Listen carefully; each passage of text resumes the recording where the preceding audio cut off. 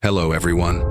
Tonight, we're sitting down with a story that, at first, sounds harmless, just an old friend reaching out after years of silence. But here's the part that matters.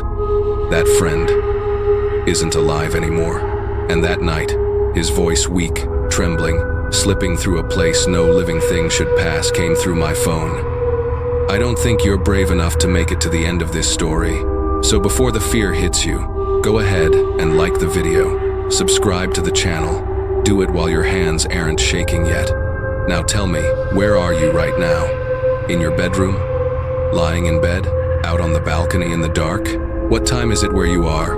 Are you listening while scrolling on your phone? Or did you turn off the lights so only one screen is glowing in your face? I'm asking because I need to know. If you're somewhere safe, turn off the lights, pull up your blanket, put on your headphones. Let's begin. It was 2:13 a.m. I was half asleep when my phone started buzzing. Who the hell calls at that hour? I figured it was a drunk stranger or a wrong number, just a random string of digits on the screen. I almost ignored it, but the ringing, it wasn't normal. It sounded like someone was trying to call with their last breath. When it rang the third time, I finally grabbed it. Hello? And then I heard that voice, a voice so familiar it jolted me upright. I didn't even need a second to recognize it. Can you hear me? I froze. It was Dewey, my best friend from high school. The same Dewey I stood next to at his funeral 1 year ago. Words wouldn't come out.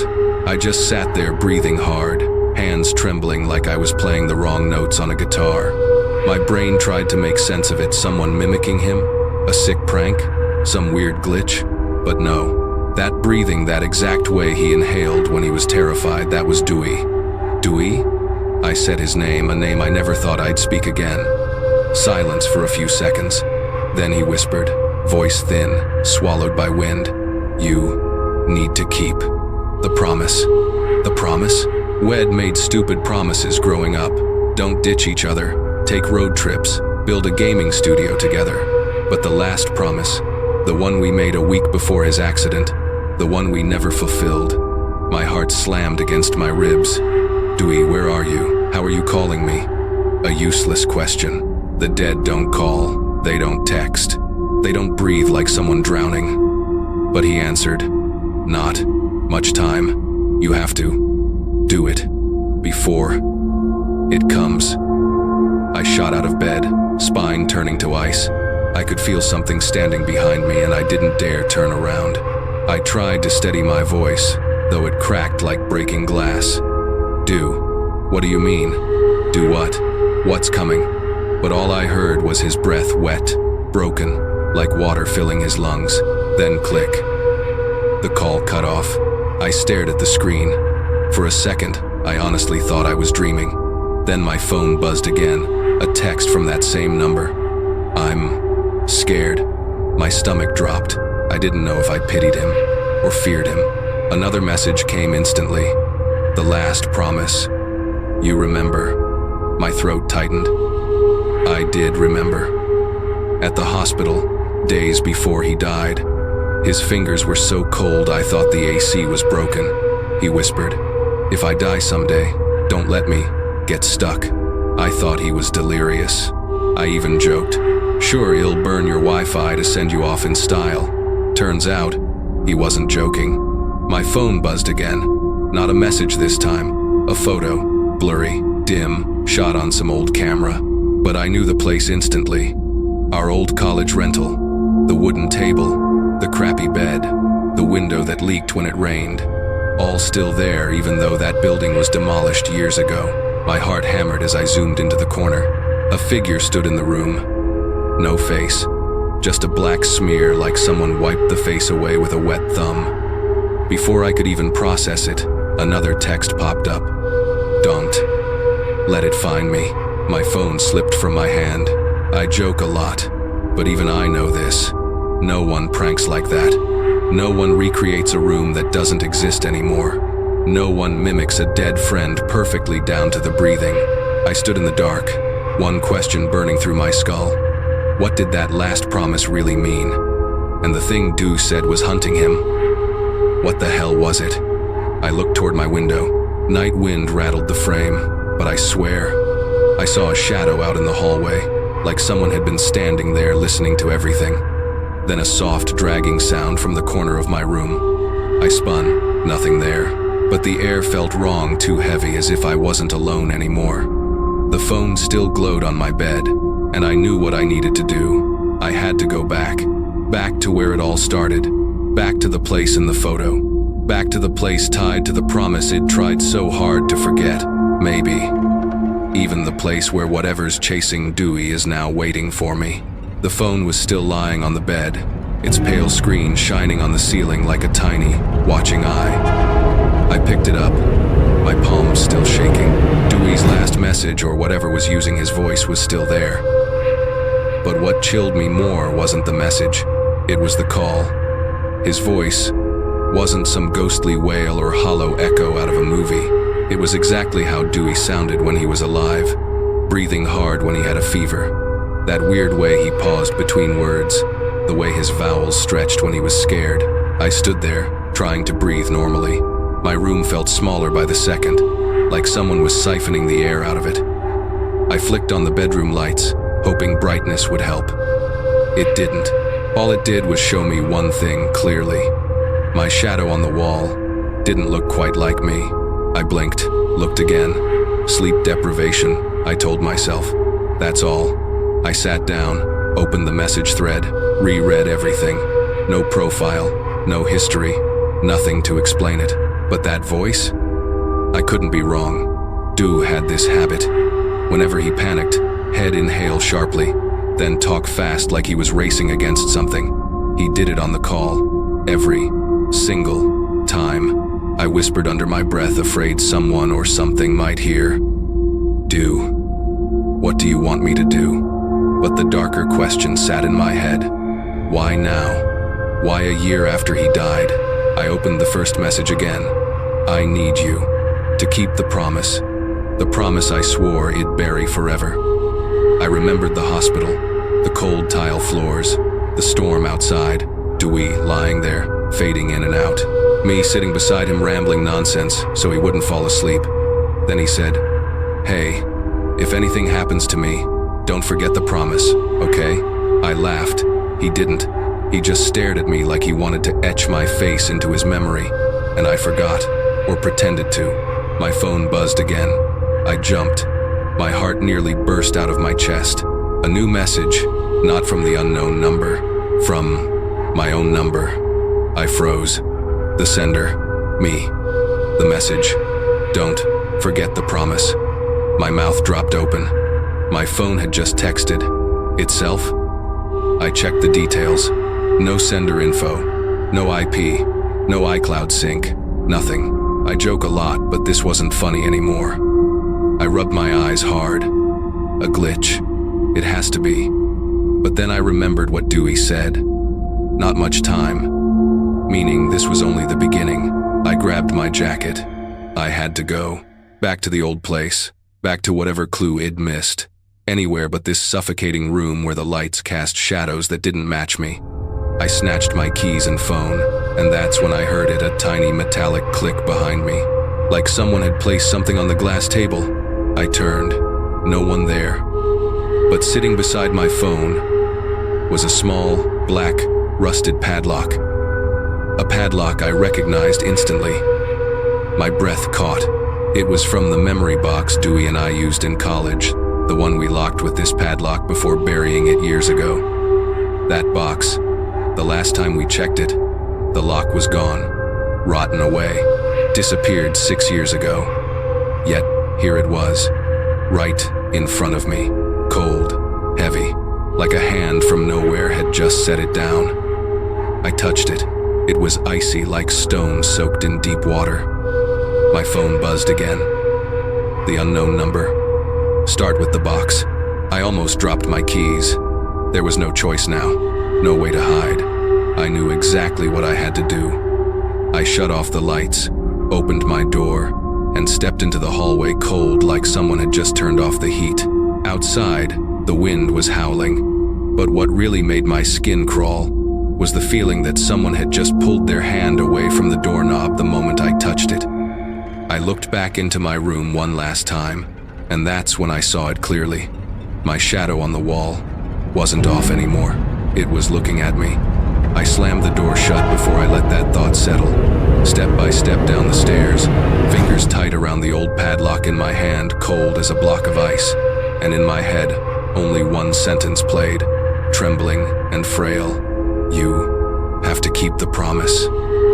I took a deep breath, pushed open the building's front door, and stepped into the freezing night. Ahead of me was a place I swore I'd never go back to, but I had to, because Dewey had called from a place no living person should ever hear a voice from. The night wind slapped against my face like it was trying to shake me out of whatever I was about to do. But the closer I got to the gate, the more I felt it this wasn't something the living were meant to understand. I headed toward the parking garage. Normally, the place was dead quiet, but tonight, every one of my footsteps echoed, like there was another pair right behind me. I turned around twice. Nobody, or at least, nobody my eyes could see. I told myself, "You're freaking yourself out. You're imagining things." But the padlock in my hand, cold like freshly cut steel, kept reminding me that nothing about tonight was imaginary. It didn't just appear in my room. Something, or someone, brought it. I opened my car door, slid into the driver's seat, and locked it instantly. A fake sense of safety. The headlights lit up a stretch of darkness, and I swear the shadows of the trees outside recoiled. I started the engine, backed out, and headed toward the old rental building, the one Dewey and I lived in back in our student days. It was a 20-minute drive. The streets were empty, except an occasional motorbike cutting through the cold. Streetlights flickered like they were hanging on their last bit of life. I turned on the radio to calm my nerves. Static. I changed the station. More static. Another. Still static. I turned it off. Right as I was about to turn into the narrow road leading to the old complex, my phone buzzed. A message from that unknown number. Just one sentence. "Don't let it know you're coming." A shiver ran through me. It, again, the thing Dewey was hiding from. I didn't reply, partly because I was scared, partly because answering felt like admitting I believed it was him, and I still wasn't sure. I reached the street leading to the place. What used to be a lively student area was now nothing but crooked buildings, half abandoned. Dry leaves skittered across my windshield, sounding like tiny footsteps sprinting past. I parked at the old gate, rusty, still locked. But there was a gap just enough for one person to slip through. My back went cold the moment I looked inside. Pitch black. The streetlight behind me didn't reach into that darkness at all. I grabbed my phone and turned on the flashlight. The beam flickered weak, trembling like the battery was dying, even though I had just fully charged it. The second I stepped past the gate, my phone buzzed even though I had no signal out here. A notification popped up. "Where are you?" I froze. The message was from Dewey's number, not the unknown one. My hands shook as I typed, "Im at the old place. What do you want me to do?" No reply. I swept the flashlight across the cracked pillars, the damp patches on the floor that looked like bruises. The walkway into the building was painfully narrow, like the place was trying to squeeze the breath out of anyone entering. Our old room was at the far end. The wooden door was rotten, the surface swollen and peeling. We used to joke that one good slap would knock it off the hinges, but now it looked different. It wasn't sagging, it wasn't loose. It was still, tight, like someone was holding it shut from the inside. I walked up to it. The metal handle was ice cold, colder than the padlock. I pushed. The door opened, silently. No creak, no groan. Like whoever entered last had entered recently. I swallowed hard and raised my flashlight. The beam slid across an empty room, peeling paint, cracked tiles, broken bits of wood scattered across the floor. But in the corner, just like in the photo, there was a figure. Not a shadow. A stain of darkness shaped like a person, pressed against the wall, facing inward. My lungs tightened. My heartbeat hammered against my ribs. I didn't step forward. I couldn't. But the flashlight, as if mocking me, brightened on its own, shining straight at that dark shape. And the moment the light touched it, It disappeared. Not faded. Not slid away. Not moved. Just vanished like it had never existed. No way. I stumbled back halfway, clutching the padlock in my pocket as if it could anchor me to reality. I hovered at the doorway, not daring to step inside, when my phone lit up again. A new message. From the unknown number. Not Dewey. You're looking at the wrong corner. I slowly shifted the flashlight left. Nothing. I turned it right and froze. Near the right wall, where the beam of light barely reached, was a wet footprint. I moved the light closer. Not one, not two, but dozens layered on top of each other, all leading from the middle of the room, straight to where I was standing, as if someone had been right next to me seconds ago. I staggered back out the door. My breathing spiraled out of control. I kept looking around the courtyard, trying to see if someone was watching me. But everything was silent. So silent I could hear the metal in my pocket clicking against itself. I was about to leave when my phone buzzed again. This time, the message was from my own number. Just one sentence. Don't turn around. I froze. I couldn't breathe, couldn't speak, couldn't even blink, because at that exact moment, I felt a cold breath, slow, steady right against the back of my neck. I stood completely still, so still that anyone watching would think I was a statue someone had just placed in the middle of the courtyard. The words "Don't turn around" glowed on my screen, casting a pale blue light on my trembling hands. And behind me, that breath, cold, close, too close. Whoever or whatever was standing there was inches from me. If I tilted my head back even slightly, my forehead would touch their face. I didn't dare swallow. Even that tiny sound felt like it might provoke it. I closed my eyes. My heart hammered so hard I thought my ribs might crack. Only one thought kept looping in my mind. Don't turn around. Don't turn around. Don't turn around. I took one slow step forward. The breath behind me followed. I stepped again. It followed. There was no doubt something was standing right behind me. I sucked in a breath, clenched my jaw, and bolted forward like someone escaping a nightmare. I ran straight through the abandoned corridor, past the old rooms, past the rusted gate, never once looking left, right, or behind. I ran until my chest burned like there was glass inside my lungs. Only when I reached the street did I stop. I spun around. No one was there, just empty concrete. Spinning leaves, and the old room standing still like a corpse.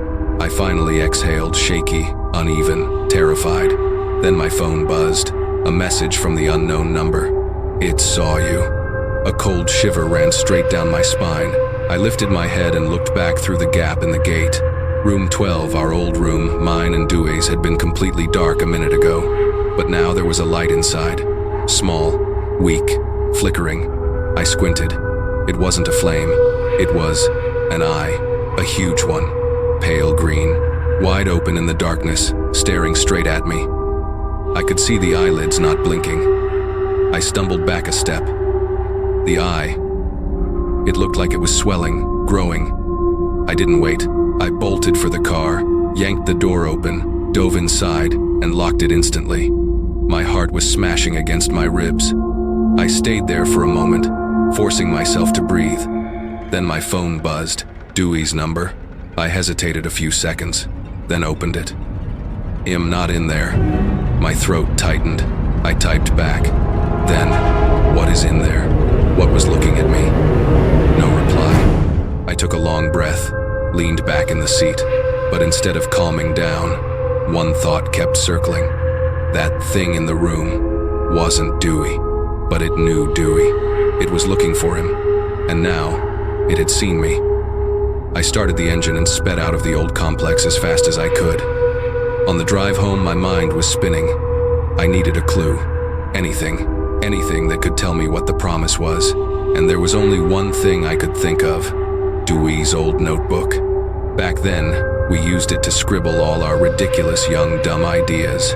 After we graduated, Dewey took it with him and said, "When I'm old, he'll burn it so I won't be embarrassed." But he never burned it. He hid it somewhere, and the old room was only the beginning. I got home and locked the door 3 locks, just to be sure, then turned on every light in the house. But even bright light didn't make me feel safe. I sat on the sofa, holding my head in my hands. It felt like I had stepped into a place where the living weren't meant to go. I opened my phone and checked the call history. Unknown, 2:13 a.m. 56 seconds. I tapped the call info. No sender, no data, no origin, no country code, nothing, just blank.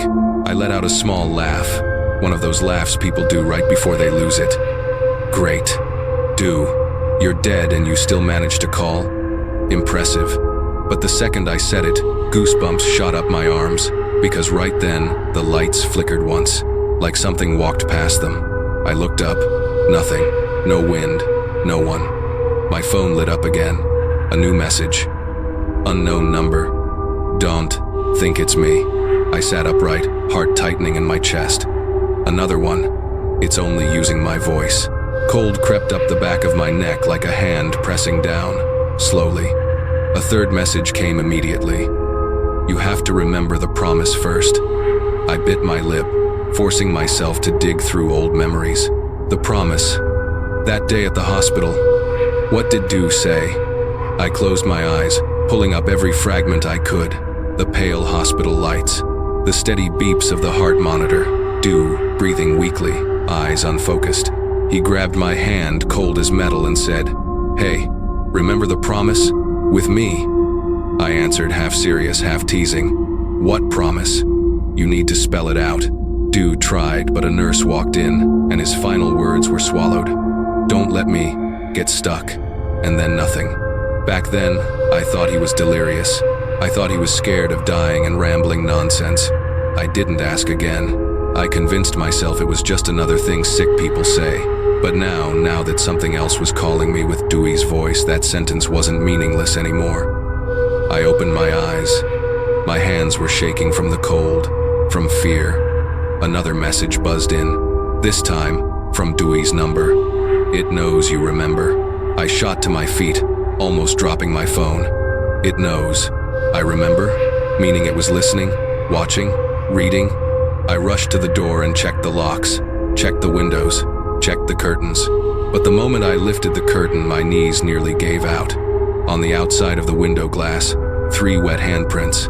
Large, long, fingers bent, twisted, like broken branches but somehow still holding shape, and they slid downward, leaving streaks of water behind. I backed away. One step, another. My phone buzzed. A message from my own number. "It's at your window." My face went cold. My heart pounded so hard it hurt. My palms were ice, my lips trembling. And in that thick silence, I heard it. A sound so small but enough to make my legs almost give out. Tap, tap, tap. Someone or something was knocking on my window. Slow, steady, polite enough to be terrifying, like it was testing whether it'd come closer. I slapped my hand over my mouth, afraid even a breath would give me away. My phone buzzed again. Unknown number. "If you open that curtain again, you'll see its face." I stared at the closed curtain tight, unmoving. I knew I shouldn't touch it, but my hands were shaking so hard they weren't listening to me anymore. And the knocking. 3 more taps. Tap, tap, tap. This time closer. The 4th knock sounded quiet, but sharp enough to slice through the room. Tap. Then I heard water dripping, somewhere outside the window frame. I didn't move, not an inch. I pressed my back to the wall, gripping the old padlock so hard the metal corners dug into my skin. Each knock felt like cold nails dragging down my heart. My phone buzzed again. I swallowed hard and looked. Still, my own number and the words on the screen felt like they were whispered directly into my ear. "It sees you." My hands went numb, my back slick with cold sweat. I stared at the curtain, just a few steps away, but to me, it felt like a cliff waiting to swallow me whole. "No," I whispered, my voice shaking so hard it barely sounded like words. "I'm not going near it. I'm not opening anything." But the knocking kept going. Tap, tap, tap. Not loud, not violent, but steady, like it had all the time in the world, like it knew I would look eventually.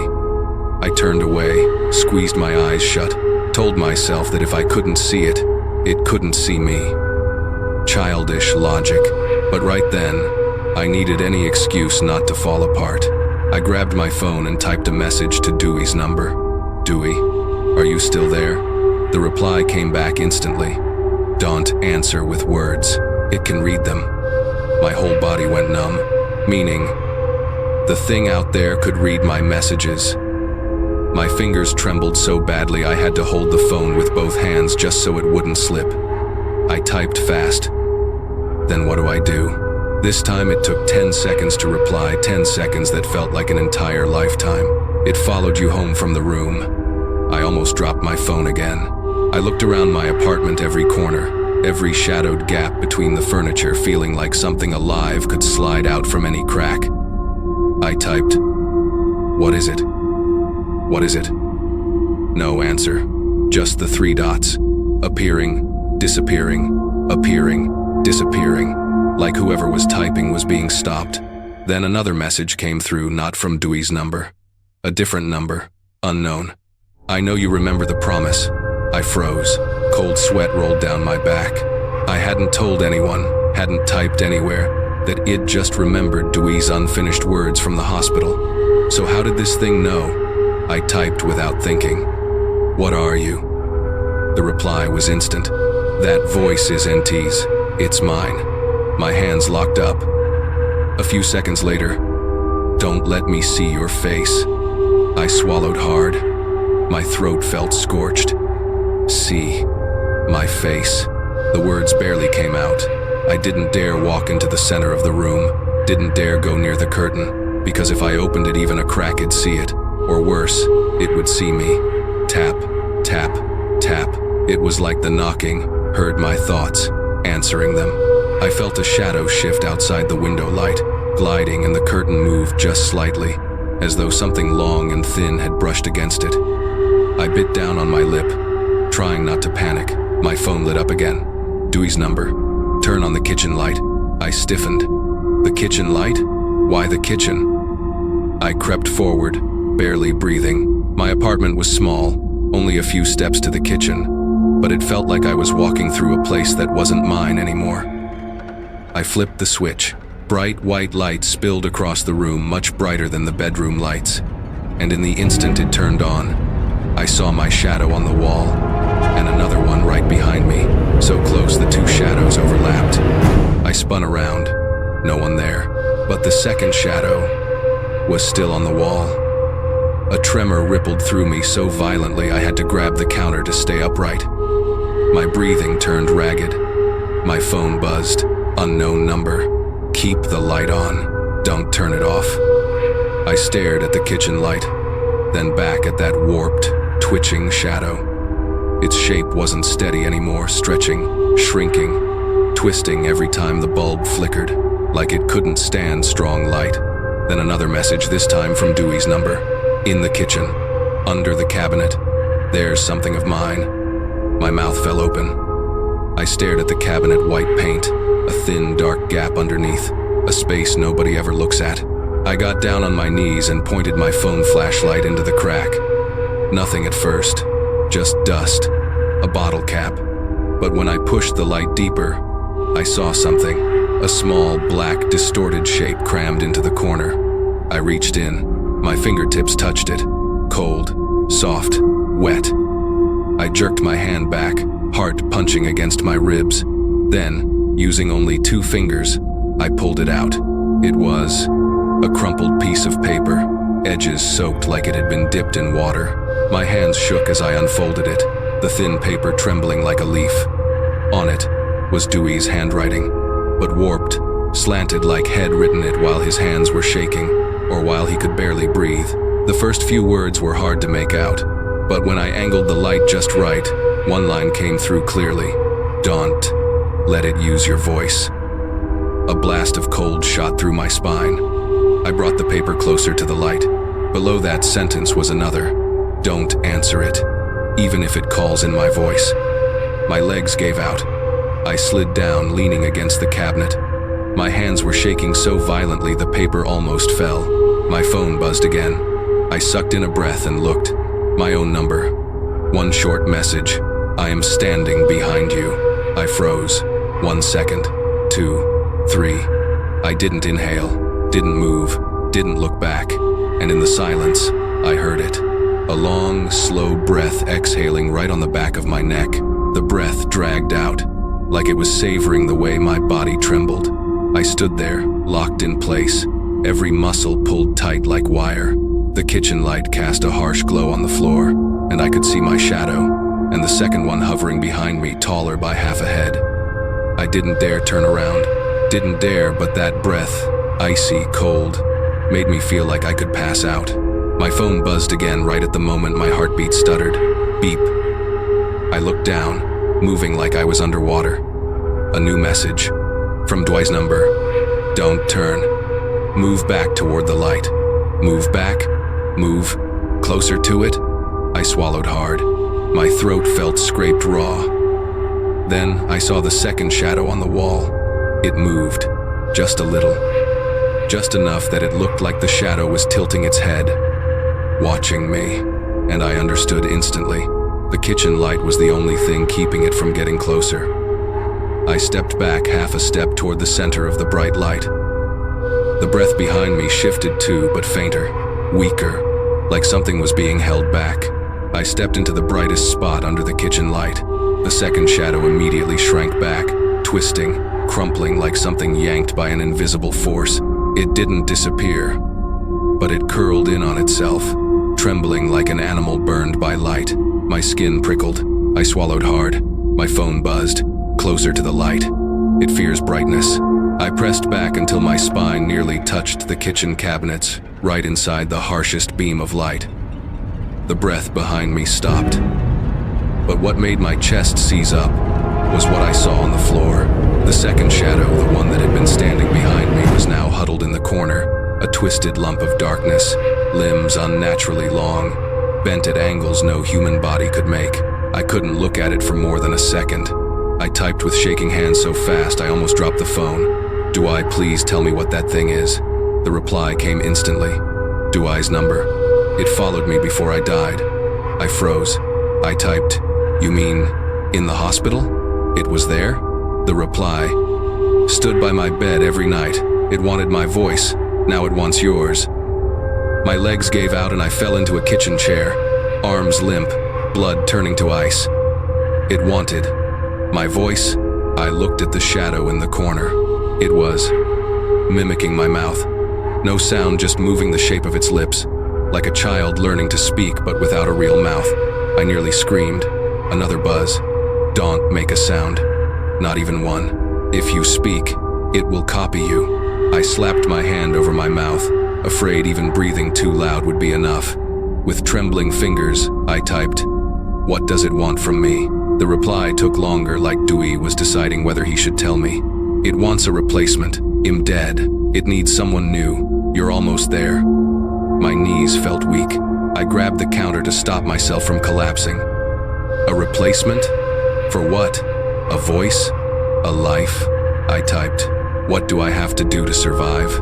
This time the message came through lagging, glitching like something was distorting the signal. "Start with the box. Open it. There's a way inside." I reached into my pocket and pulled out the old padlock, cold, wet, like it had been soaking in water. I typed, "What did it lock?" The answer came after a few seconds. It locked my soul. A wave of dizziness hit me. I glanced back at the corner. The shadow was moving, slowly, deliberately, crawling out of the darkness like a gigantic spider testing the edge of the light. I typed fast, "Dwight, it's coming closer." The reply was instant, like Dew was watching everything from somewhere else. "Don't turn the light off. Don't look directly at it. Don't let it touch your shadow." I looked down. My shadow was safely under the bright kitchen light, but the other one, its shadow, was creeping along the baseboard. Closer and closer, toward mine. If it touched me, I didn't want to even imagine. I typed, "What do I do with the box?" The answer came painfully slow, each word appearing like someone was dragging the message back. "Go to where we buried it. Open it. Before it reaches your voice." I lifted my head. The second shadow had crawled right to the edge of the brightness, only inches from touching mine. Then the kitchen light flickered. Once, then again. My chest locked. If that light went out, I grabbed the padlock and shoved it into my pocket, snatched my keys, my phone, and I ran. Straight for the front door. No looking back. No glancing at the second shadow. No checking the living room curtains. No letting my eyes touch any of the dark corners watching me pass. I threw the door open. Bang! The second shadow slammed into the last line of light on the floor just one step from me, and it let out a sound I can't compare to anything alive. A guttural screech like metal claws dragging across concrete. I bolted out the door and slammed it shut. Inside, I heard scratching, long, slow, piercing. Scree, scree, scree. I didn't dare stay another second. The box, the burial site, the locked soul. The shadow that wanted my voice. I sprinted down the stairs. My mind echoed with one sentence. Do eyes, whisper looping over and over. If you don't open the box, you'll replace me. I tore down the stairwell like someone running from a crime scene. Didn't look back, didn't breathe right. Only heard the slap of my shoes on each step, and something worse. I wasn't sure those footsteps were all mine. Every step I took, a softer step followed. Not really a step, more like something long and wet dragging down the stairwell behind me. I ran faster, but that dragging sound didn't change steady, patient, as if it didn't need to hurry. I burst out onto the ground floor. The cold night air hit me like a slap, clearing my head, but not enough to erase the feeling that something was standing on the stairs above, watching me. I didn't check. I sprinted for the parking lot. When I shoved my key into the car door, my hands were trembling so badly it nearly slipped. I glanced at the rearview mirror, the biggest mistake of my life, because right then, in the reflection, I saw it.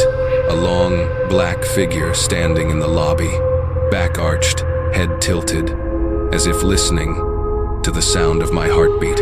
I gasped, stomped the gas pedal, and peeled out of the parking lot, tires skidding. I didn't breathe again until I'd driven several hundred meters. The road at night was almost empty. Streetlights stretched into long, dull yellow streaks as my car sped past them. My destination, the empty lot behind the university, the place where Dewey and I buried the memory box years ago. Back then, it had been nothing but an overgrown patch of land no one cared about. We dug a shallow hole, dropped the wooden box inside, and locked it with that old black padlock. We thought it was just kid stuff, nothing serious. Now it was the only thing that might keep me alive. I pulled out my phone. A few unread messages probably came in while I was driving. One from the unknown number. You can't escape. My throat tightened. I ignored it. Scrolled to Dewey's messages. The moment I opened the thread, a new one popped up almost like he knew I was looking. Don't answer it. Don't let it know what you're doing. I typed quickly. Is it following me? No reply. Then, after a long moment, yes, it's walking on your shadow. I almost jerked the wheel off the road. I glanced down at the faint reflection of my shadow on the steering wheel under the dashboard light. It trembled with every shaky breath I took, and in that moment I saw another shadow attached to mine. Longer, bent, and not human. I flicked on the interior lights. Instantly, the thing shriveled up and vanished as if pressed flat into some corner of darkness. My heart pounded. I turned the lights off and the shadow reappeared, clinging to mine. Lights on, gone. Lights off, back again. I understood. It didn't need to walk on the ground. It was traveling on my shadow. For a split second, I wanted to stop the car and sprint into the street. But stopping meant death, or worse, giving it a chance to catch up. I typed, "What do I do?" The reply, "Go to the burial site. Like I said, don't let the car lights die." I turned on every interior light I had, even though it made me painfully visible from outside. But I didn't care anymore. I just wanted to survive. The road leading toward the back of the old campus was darker than I remembered, so dark it felt like the headlights were being swallowed. Trees lined both sides, drooping like long arms reaching for the road. As I neared the place, my phone buzzed. Dewey's number. IT's outside the car. My entire body jerked. I twisted to look in the rearview mirror. Nothing. No one. But the mirror fogged as if a cold breath had blown across it. I lowered the window to wipe it, and the moment my hand reached out, on the outside of the glass, a handprint, huge, long-fingered, bent wrong, sliding downward, leaving a wet trail. I yanked my hand back and slammed the window shut, locked the doors. My breathing splintered into pieces. I typed, "How much farther? Close. I'm waiting. Hurry." Dewey's words felt urgent, desperate, running out of time. I pushed the car faster. At the end of the road, the abandoned lot came into view, a place I'd walked through countless times as a student, now wilder and more broken than ever.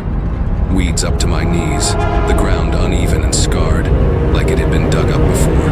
I stopped the car, killed the engine, but left the headlights on. They cast a long white beam across the field. Everything was still.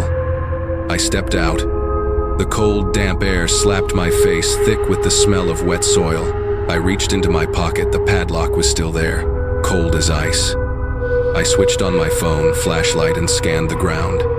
It wasn't easy. The grass was too tall, the dirt too cracked. I walked deeper in. After only a few steps, my phone buzzed again. A message, this time from the unknown number. "Why did you come here?" I froze. It knew where I was. It was watching. It was getting closer. I ignored the message and kept searching. Then the flashlight hit a patch of ground, a circle of cracked dirt exactly where Dewey and I had once dug. My heart thudded. I knelt, started digging with my bare hands. The soil felt unusually soft, like someone had already been here recently. I dug for minutes, nails packed with mud, fingers burning, but I didn't stop.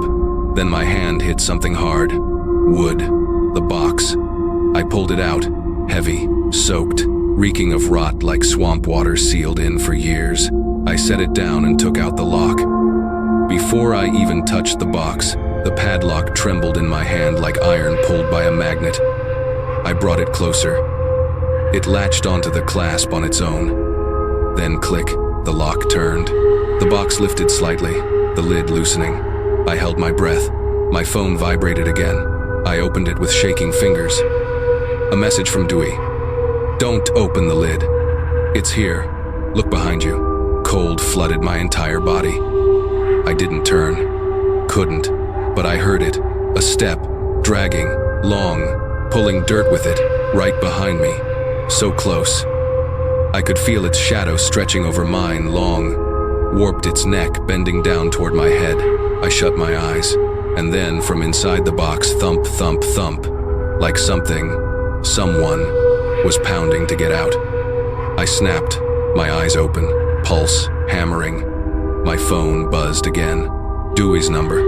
"Don't turn around. If you do, it will take you instead of me." The wind ripped through the empty lot. Tall grass bowed all at once, and behind me, that breath started. A familiar rhythm, but not Dewey's voice. Something else was breathing in his place. It wasn't human breathing. It was the same thing, the one that had been outside my window, bending down now so close I could hear it swallow. The breath behind me was so heavy it felt like it was dragging the air out of the night itself. It wasn't a human inhale, too long, too deep, and echoing like it came out of a hollow chest. I knelt on the cold ground, one hand on the box lid, and inside the box, that thing hit the wood again. Thud. The impact slammed through my palm. I jerked back, almost dropping the lid. Wind whipped across the back of my neck, and in it, a thin, drawn-out hiss, like something smiling behind my head. My heart lurched painfully. I didn't turn, didn't breathe too loud. I stared only at the box, its lid cracked open just enough for a slit of darkness. From that slit came a cold draft, far colder than the thing breathing behind me. My phone buzzed violently in my pocket. Hands shaking, I pulled it out. A message from Dew. "It thinks you're about to open the box. Don't. Hold the lid. Don't let it see what's inside." I swallowed hard. I typed, fingers trembling so badly the letters almost overlapped. "So, what do I do?" The typing dots appeared, disappeared, reappeared, disappeared again, like something was yanking him back. Finally, "You need enough light. Light is the only thing that holds it. Don't let your shadow get close to its shadow." Shadow.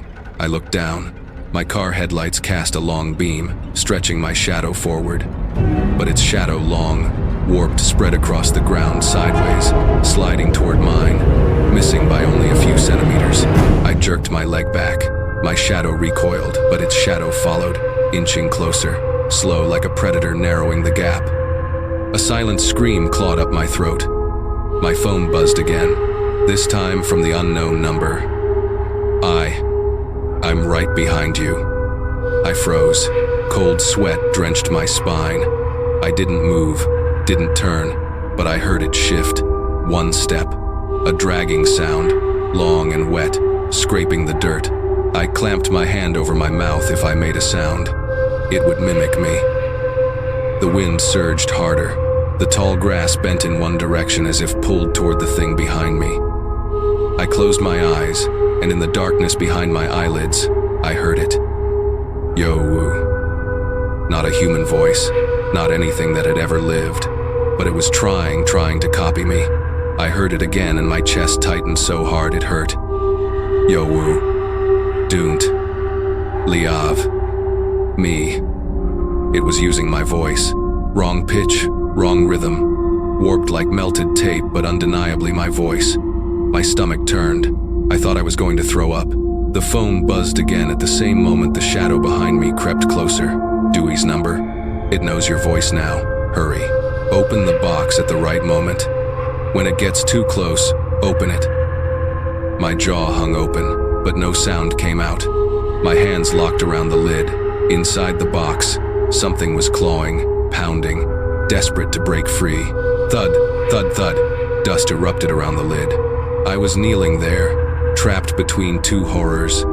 Behind me, a creature trying to steal my voice, replace me, and inside the box, something else fighting to get out. Silent tears streamed down my face.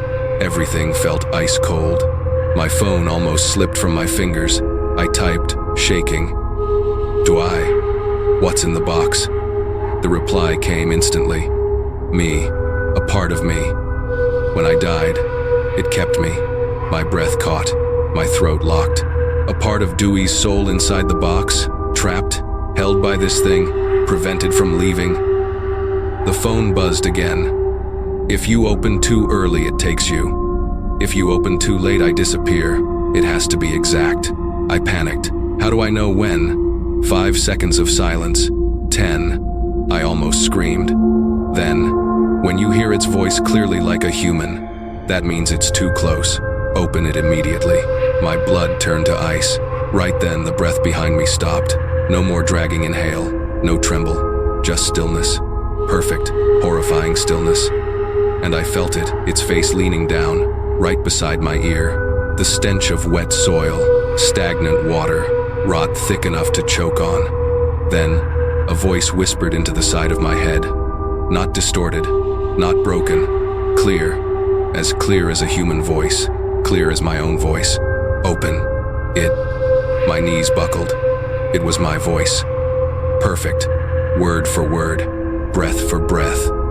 Then it whispered again, and this time I swear I felt lips brush my ear. Let me have your voice. I screamed in my head. Now. I ripped the lid open. A deafening wham burst upward, a blast of frozen air like a morgue door blown wide. From inside the box, a hand shot out, pale as death, ice cold, fingers wrapped in black thread. It didn't grab me. It shot past me, straight toward the thing behind me, and I heard a scream. Not human, not animal. A scream so sharp the grass around us flattened. The ground cracked, the scream of something being dragged backward, forced down into the box. I turned my head out of instinct and regretted it instantly. In that fraction of a second, I saw a tall, thin, impossibly long figure. No eyes, just strands of soaked black hair, a mouth torn open to its ears, being yanked into the box like a shadow sucked into a bottomless well. The pale hand dragged the thing so violently that dirt burst upward in chunks. Its scream broke apart mid-pitch, and then silence. The box slammed shut with such force the dust around it shook loose. I collapsed, dropped straight onto the cold ground. My breath stuttered. My whole body felt hollow and useless. In the quiet, my phone buzzed. I raised it with trembling hands. A message from Du. It's done. It's held back for now, but not long. Now comes the hard part. My voice cracked, barely a whisper. There's something harder than this. A slow reply came in. You have to free me. If you don't, it will come back for you. And next time, the box won't hold it. I gripped the phone, cold sweat dripping down my arms. What do I do to free you? This time, the message wasn't words. It was a location, a coordinate, a point on the map. I zoomed in and my stomach dropped. It was the abandoned house where Du and I once hid from the rain years ago. And the last message in that batch made my legs feel boneless. Go there tonight, alone. And remember, don't listen to any voice but mine. I stood up slowly, terrified that any sudden movement might make the box burst open again. The ground under it still trembled faintly, as if something beneath was struggling to rise. I backed away, careful not to let my shadow fall across the box. The car headlights stretched a pale strip of light across the dirt, but even that light felt weaker now. I checked my phone again. The coordinates sat at the far edge of the northern woods, the old abandoned house we once sprinted into during a sudden storm. A place campus kids used to whisper about. Someone supposedly hung themselves there in 2009. A place no sane person would return to, especially at 3 in the morning. But Du wanted me there, alone. I wanted to type, I can't do this. But the moment the keyboard popped up, I remembered the warning. It could hear my voice, read my typed messages. So I only wrote, how long before it wakes up? The answer came immediately. Not long. Get there before it breaks free. Only alone. And remember, if you hear someone call your name, don't answer. I looked around the empty field, pitch black, no houses, no wind, no sound. Everything felt like a giant mouth just waiting for me to step inside. I sprinted to the car, dove in, slammed the door. Like it escaped a pack of invisible predators, I started the engine, the roar of the motor echoing through the empty lot like a scream. Interior lights came back on, casting my shadow cleanly across the seats. I checked the rearview mirror. Nothing. No dark figures. No dripping handprints. I wanted to believe the thing was trapped. At least for now. I pulled out of the lot, driving down the narrow road lined with black, skeletal trees. The headlights swept across the branches, making them look like long fingers clawing at the windshield. A few minutes later, my phone buzzed. Unknown number. Where do you think you're going? I cursed under my breath but didn't dare make a sound. I turned off notifications, my hands shaking so badly I nearly shut the phone off instead. But 3 seconds later, the screen lit up again. Not the unknown number. Not Du. Not even my own. A message with no sender. It's dark. Outside your car. Listen, I'm walking next to you. My grip slipped. The car swerved before I recovered. Then I heard it. A dragging sound. Clear. Wet. Right outside the door. I pressed the gas pedal down hard. The dashed lines on the road stretched into an endless tunnel beneath me.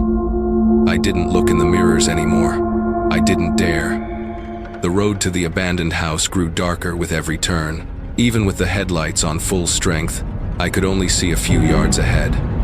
I remembered the night we hid there from the rain, heard noises inside, and laughed it off as stray cats. Looking back now, maybe it wasn't cats. My phone vibrated again. Du, are you close? Don't let the car lights die. I typed. Almost, but I can hear it outside. Du replied instantly. Ignore it. It walks on shadows. It can't enter the car if it's bright. Just get here, it'll guide you. I typed, what's inside the house? How do I free you? This reply took longer, like the signal was getting choked. There's something I left. The rest of me. You have to gather it. When it's whole, I can leave. My throat dried, gathering. The remains of someone who died? I didn't ask anything else. Ahead, the trees thinned and the sight hit me like a memory thrown from the dark. The abandoned house, completely black, front door half torn, roof sagging like it might collapse any second. I parked 20 meters away, far enough that my headlights lit the front door. far enough that I didn't have to be closer. I sat there staring at it through the windshield. Even without moving, the place felt like it was staring back. My phone buzzed. Dewey, listen to me now. Get out of the car. Keep the lights on.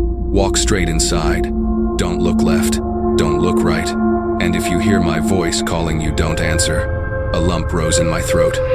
Your voice, and I'm not allowed to answer. I typed, if I can't answer, how do I know which voice is really you? The reply came sharp as a knife. I want to call you. If you hear it, call me. That's not me. My scalp tingled. My legs felt hollow, like my bones had melted. But I opened the car door anyway. Cold wind rushed inside, crawling under my shirt and raising every hair on my body. My headlights stretched across the overgrown yard, carving a single narrow path toward the house. I stepped into the light, slowly, forcing myself not to look left or right. But as I neared the doorway, I heard a voice right behind me, soft, shaky. You made it? I froze. Dewey's voice, clear, steady, exactly like when he was alive. It moved closer. Turn around. Let me see your face. I squeezed my eyes shut. Tears slipped out uninvited. I shook my head, didn't turn, didn't answer. The voice shifted gentler now, like Dewey during his last days in the hospital. Hey, I miss you. Don't leave me. My chest clenched. Then suddenly, turn around. The scream split the air like something ripping my ears open. I bit down hard on my lip, hard enough to taste blood, and stumbled forward 2 more steps. The doorway was just seconds away. I heard running behind me fast, too fast, something barreling straight for my back. I braced for impact. But my phone buzzed. A message from the real Dew. Run inside. Don't stop. It's right behind you. I bolted into the abandoned house like a man possessed. Inside was pitch black, except for the dirty beam of my headlights stretching through the broken doorway. The light cut across the room like a pale, sickly stripe on a slab of darkness. The air was freezing like a mausoleum. I stood dead center in the living room. The ceiling above me cracked open, dripping with moisture. The smell rot, mold, old rainwater burned my lungs. My phone buzzed again. Dewey, there's a small box near the stairs. Pick it up. Don't listen to anything else. I shined my phone's flashlight toward the collapsed staircase. A small wooden box sat at the base, older than the box from earlier. I took a step, but the moment I crouched down, a whisper spilled out from the darkness behind me. Pick it up for me. My voice. My stomach lurched. I grabbed the box without looking back. It was heavy and warm. Warm, like something alive was curled inside it. I screamed silently inside my skull. Get out, get out, get out. I spun to run and upstairs. A door slammed so violently it shook dust loose from the rafters. Then a child's whisper drifted down. Why did you turn your back, brother? I froze. My heart stopped. Not Dewey. Not the creature. Something else. My phone exploded with notifications. Don't go upstairs. Don't you dare. Get out of there now. I sprinted for the doorway, but the moment I reached the threshold, bam! The front door slammed shut, hard enough that dust rained like ash around me. The light from the car vanished. I was swallowed by darkness. Something stood in the far corner of the room, tall, impossibly thin, face swallowed by shadow. It tilted its head, slowly, like its neck was being twisted by invisible hands. Then it spoke, my voice, perfect, untouched. You really think you came here alone? The figure didn't move. It just kept tilting its head, inch by inch, exposing the slick gray skin of its neck, skin swollen like it had been soaking in water far too long. Its face remained completely hidden, but the voice rolled into the room, every syllable thudding like a drop of ink on concrete. You think you came here alone? My voice. Exactly. My back hit the wall. I clutched the small wooden box so hard my fingers hurt. My heartbeat pounded in my ears like someone hitting them from inside. The phone buzzed furiously. Dewey, don't answer. Don't say a word. It's using your voice to trick you. I sucked in a small, soundless breath. The figure tilted its head a few degrees more, like it could hear my pulse. Then, it took a step. Just one. But there was no footstep, only a dragging noise as if the floorboards were being scraped by something heavy with no legs at all. I went still. Then it spoke again, my voice, but smaller, shakier, like me in a moment of panic. You came here to save him, right? My teeth clenched so hard my jaw ached. You still remember the promise, don't you? I squeezed the box until my knuckles went white. Another buzz. If it comes closer, run. Don't let its shadow touch yours. I glanced down. Its shadow was wrong. A long, unnatural sprawl pooled across the floor, reaching toward me like a starving animal. My own shadow stayed under my feet, but its shadow was crawling. Not sliding, crawling, like a giant spider pulling itself toward me with limbs it didn't actually have. Cold washed through me. I sidestepped left, keeping my shadow away from it.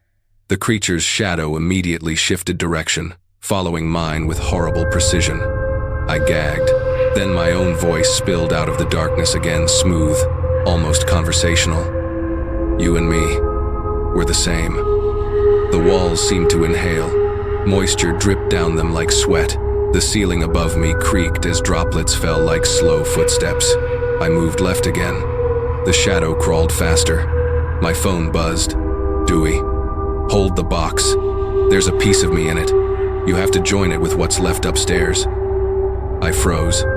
Upstairs, I stared at the rotten staircase. Each step was black with damp, like something had crawled across them and left stains behind. Then a tiny voice drifted down from the second floor. Brother. My knees nearly buckled. It wasn't me. It wasn't Dew. It was a child's voice. Soft, delicate but wrong. No breath at the end of the words, like it was coming out of a broken speaker. Come up here with me. I gripped my phone. Immediately, a message from Dew. Not a child. Don't listen. Don't follow that voice, I typed. But your other piece is upstairs? His response came instantly. He'll guide you. Don't listen to it. Don't listen to anyone else. Only follow my messages. I swallowed hard. I turned toward the deeper darkness inside the house. The shadow crawling along the floor hesitated, distracted by the child's whisper above. A tiny chance. I sprinted toward the stairs. The wood groaned violently under my feet. Instantly, the thing on the ground snapped toward me, like a starving animal gone rabid. It charged at the staircase with impossible speed. I hit the first step. The wood felt like it might crumble, but I didn't stop. A deafening crash shook the whole staircase as the shadow smashed against it, showering mold and dust like rain. Run, run, now. I scrambled up the steps, third, fourth, fifth, each plank cracking beneath me like the house was about to collapse. My phone buzzed. Dew. Turn right. Last room in the hall. I reached the second floor. The hallway stretched into pitch blackness, long as a tunnel. Only a thin strip of moonlight leaked through a broken part of the ceiling. The second my foot touched the hall, the child's voice whispered again. You're not alone, brother. My teeth dug into my lip. I didn't look left, didn't look right. I stared only at the phone. Keep going. ITS still downstairs. It can't climb yet. I moved fast, but as I neared the last door, it creaked open by itself. No wind, no touch. Inside the room stood a small figure, child-sized, head bowed, arms hanging slack. I wanted to run, but my legs wouldn't move. The small figure lifted its head. No eyes, just holes, black, bottomless. Its mouth stretched open. No tongue, no teeth, just emptiness. And from that empty hole came Dewey's voice. You're too late. A strangled noise crawled out of my throat. My phone vibrated hard. Dewey, the real one, not me. Don't go in. Run. Now. And right then, the child-shaped shadow hurled itself at me, not running, but snapping forward faster than any grown person could move. I spun and ran. Behind me, tiny footsteps thundered across the hall. Tack, tack, tack, tack. It was using both hands and feet to sprint. I dove down the staircase as the thing reached the edge of the hall. Bam! It slammed face first, or whatever counted as its face, into the railing, shrieking like metal scraping stone. I rolled down the last steps, skin tearing on the old wood. But terror made me numb. I staggered upright. Didn't look up. Messages streamed from Du. You almost died. Get out. Don't look at the mirror. Don't look left. I ran for the front door, gripping the box so hard it felt welded to my hand. Above me, the ceiling groaned. Something huge was crawling down from the second floor. I slammed into the door, but it didn't budge. My hands shook so badly I almost dropped my phone.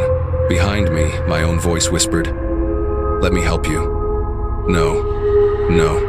No, I kicked the door again and it burst open. I flew outside, collapsing onto the dirt. My headlights hit me like a lifeline, dragging me back from the edge of a pit. Behind me, inside the house, a scream ripped through the walls. Long, high, furious. The ground trembled. I couldn't even get back on my feet. Dewey's messages came rapid fire. Open the box, now. Don't let it catch your shadow outside. I yanked the small box open. The lid popped up.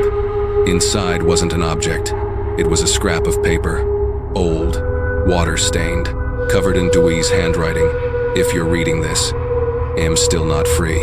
Put the two pieces together, you'll know what to do. I grabbed the other fragment, the first piece of his soul, from the main box in my car. Wind blasted the back of my neck like something had stepped into the doorway behind me. I pressed the two scraps together under the headlights.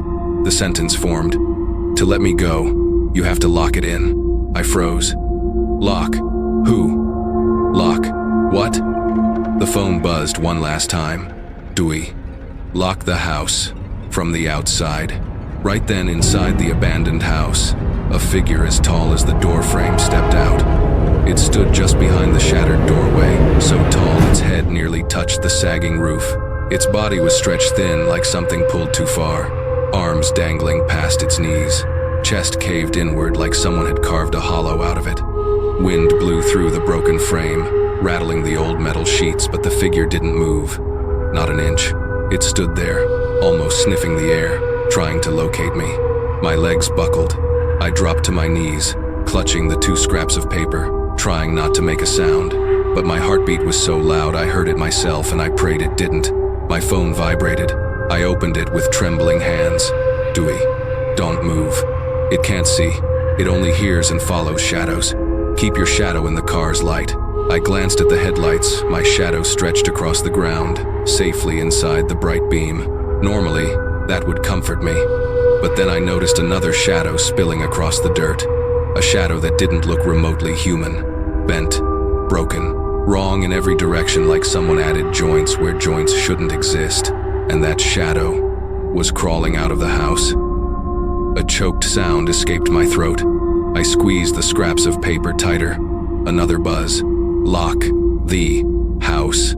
Doesn't matter if it's inside or outside, locking still works. My jaw dropped. I typed, "Lock it how?" The house has no door. Several agonizing seconds passed. Then, the black lock. The real key was left here years ago. The previous kids forgot it. My stomach twisted. The black lock, the one he'd found in my own apartment. It was still in my jacket pocket. But the key, inside the house, in that darkness.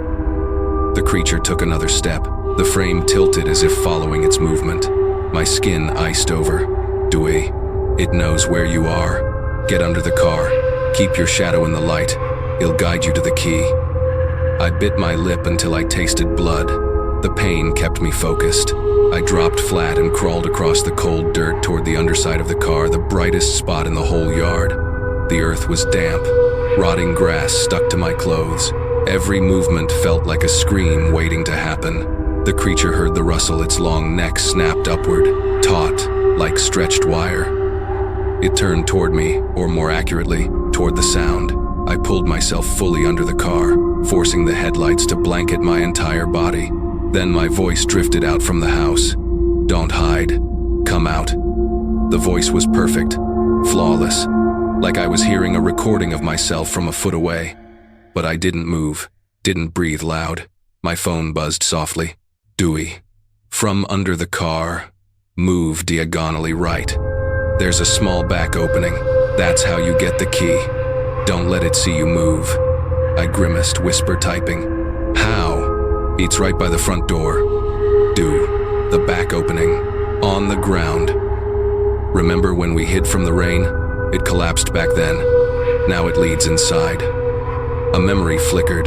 Yeah, years ago we saw a hole near the back wall, half covered by rotted planks. Now it was my only way in. Up front, the creature froze, then tilted its head slowly, like it smelled something strange. A grinding noise rose from its throat like stone scraping stone. I went rigid. From upstairs, the child's voice drifted down again, soft, thin, stretched. "Brother, don't leave us." I slapped a hand over my mouth, swallowing the panic. That wasn't a child, not even close. My phone buzzed. "Go now." ILL distracted for 10 seconds. Only 10. I wanted to ask how, but another message came first. "When you see a faint white light in the second floor window, that's me. It'll freeze for a moment. Run." I stared at the shattered window above, pitch black. I counted. 1, 2, 3. Suddenly, a pale white glow flickered at the window. Weak, unsteady, like moonlight reflecting off water. The creature stopped instantly. Its empty sockets turned upward. Its entire body went still as if something held it in place. I understood. This was my 10 seconds. I exploded out from beneath the car, sprinting around the side of the house. Tall grass slashed my legs like a dozen tiny blades. I nearly fell when I reached the back wall. There in the dirt, an oval hole, dark as a well. I shined my phone down. A cramped tunnel, low ceiling, barely enough room to crawl. My heart hammered so loud I thought it might burst. I forced myself inside. Cold mud soaked my arms. The smell, stagnant water, mold, decades of damp air clung to my face like fingers. It barely crawled a few feet when a breath whispered from the darkness ahead. Not the creature's breath, softer, trembling, like someone crying quietly. Instinct screamed at me to crawl backward, out, anywhere but here. My phone buzzed. Don't back out. Something of mine is in there. The key is at the end of the tunnel. The trembling breath ahead wavered. Then a voice, small, fragile, wrong. "Brother, don't go. Not do. Not me. Not the thing upstairs. Something else entirely." That voice. It was a woman's. A cold shiver ripped down my spine. "Do," texted again, each word popping up fast, frantic. "Don't listen. It's another piece. The other part of the soul that got trapped. Go to the end." I swallowed hard and kept crawling, ducking low so my head wouldn't scrape the dirt ceiling. Every shove forward felt like pushing myself deeper into something I should never touch. The tunnel opened into a small chamber. I lifted my phone, the beam trembled across the mud walls. In the center sat a tiny metal box, rusted, its latch half snapped. And right in front of it, two eyes stared at me from the dark, wide, glass-like, utterly still. But the mouth beneath them moved. "Help me." Every hair on my body lifted. My phone vibrated again. A long message from Du. "Not human. Not me. Just a part it kept. Grab the box. Now. Don't look at it again." I clutched the phone, lowered my gaze, forcing myself not to meet that shape in the corner. I reached out. The metal box was warm and damp, as if someone had just been holding it. The moment I lifted it, that thing in the corner scraped forward, dragging itself across the dirt. The sound shot straight into my skull. I jerked back, nearly falling. The woman's voice whispered right against my face. "Don't leave me." Like it left. "You." I slapped my hands over my ears and scrambled backward, crawling out of that tunnel so fast I nearly rolled onto my back. When I burst back into the open air, mud streaked up my arms. The car's headlights were flickering, the signal that my 10 seconds were up. Inside the house, I heard something twist. Then a tall, stretched shadow hurled itself out through the back doorway, lunging toward me. I screamed, not out loud, but inside my skull. "Run." I clutched both boxes to my chest, forcing my legs to move. Before I could bolt toward the car, my phone buzzed. "Run to the front door. Lock it from the outside. That's the only way." I sprinted around the house, the creature just a few steps behind me. The ground trembled. cold wind sliced across my face. I fumbled the black lock from my pocket, my hands shaking so hard it slipped. When I bent to grab it, a long skeletal hand with curved nails slammed down where my head had been a second earlier. I hurled myself toward the front entrance. The old door hung wide open. The monster lunged after me. I raised the black lock. For the first time since Id found it, it lit up. A white flash burst from the metal. The thing shrieked a sound that wasn't meant for human ears and charged me. I slammed the lock into the latch. Click. The door snapped shut, and the world detonated into a scream. The whole house shook, boards rattling, walls vibrating, dust raining down. I stumbled backward, collapsing onto the dirt. Inside, that thing howled so loud it made my hearing crackle. My phone lit up. Dewey. It's locked. Keep both boxes outside. Now, the last part. I gasped. What do I do? His reply came slowly, each word appearing like a heartbeat. Open both boxes at the same time, but he paused. Only open them if you're ready to hear my voice one last time. My throat locked up. Wind swept past me colder than before. Inside the house, the creature screamed again, shaking the ground beneath my knees. I looked at the ruined house sealed shut, and I knew. One more step, and I'd hear Dewey's real voice. For the last time, I sank onto the dirt, the two boxes, one wood, one metal set right in front of me. Behind me, the car's headlights burned a dim halo of safety, the only light keeping me from drowning in total darkness. In front of me, the abandoned house trembled softly, the door locked tight, the black lock glowing faintly like an animal eye. Inside, whatever was trapped there wailed again, a shriek of stone scraping stone, of 10,000 nails clawing wet walls, of a long neck twisting toward freedom. I picked up my phone. Mud smeared the screen. My fingers shook violently. A message from Dewey waited. Open both boxes at the same time, but once I'm done talking, you close them immediately. If you hesitate, it will escape. Tears hit the screen before I realized I was crying. Dewey, where are you? I typed, my throat raw, every word stabbing. His reply was only 2 words: inside here. I stared at the house, the cracked walls, the sagging roof, the trembling door. Inside that horror, a part of that thing, a part of something older, and a part of Dew were all tangled together. I swallowed hard and typed, if I open the boxes, what happens to you? 3 dots flickered, disappeared, returned, disappeared again. Then Dewey finally replied, I get to leave, for real. So, you need to hear my voice one last time. Don't be afraid. My jaw clenched until it hurt. I wanted to scream. I wanted to tell him I couldn't do it, but I bit down on my lip instead, refusing to make a sound. I stared at the 2 boxes. The wooden one dug up from the dirt, the metal one dragged from the tunnel beneath the house. 2 halves of a soul, 2 halves of a memory, 2 halves of a promise. I set my hands on both lids. My phone buzzed one last time. When I say enough, you close them. No matter what you hear, don't hesitate. I typed, I promise. And right then I heard something murmuring inside the abandoned house, like the thing trapped in there could hear the words I typed through my trembling fingertips. A gust of wind shot past. The black lock flared white for a split second, as if acknowledging my promise. I inhaled deeply, then opened both boxes at the same time. The wooden box snapped open first. A blast of cold rushed out, the kind of cold you feel when someone cracks open a morgue drawer. A brown scrap of paper slipped out, but what froze me solid was the faint sound of breathing inside it.